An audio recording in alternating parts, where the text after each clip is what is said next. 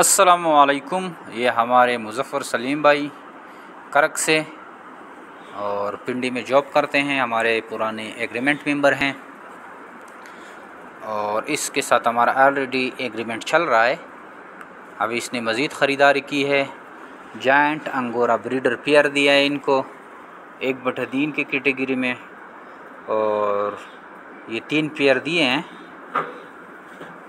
1/3 की कैटेगरी में। ये जिसके सर पे मेहंदी लगी हुई है ये मेल है और बाकी 3 फीमेल है। तीनों एक्टिव एंड हेल्दी हैं। पेवर जायंट अंगोरा और एक जो है हमने पट्टू का इसको पेयर दिया है, आपको मैं दिखा दूं।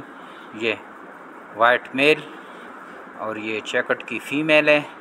एक पट्टू का पेयर दिया है 1/3 की कैटेगरी में दिया है ये भी, और जायंट अंगोरा भी 1/3 में दिए हैं। पूरा इसका एग्रीमेंट जो है वो 1/3 पे चला गया है। जेमी रैबिट फार्म पाकिस्तान और एशिया की वाइड सबसे बड़ी कंपनी है जो आपको खरगोश देकर 12 साल तक इनके बच्चे ख़रीदने का एग्रीमेंट करती है।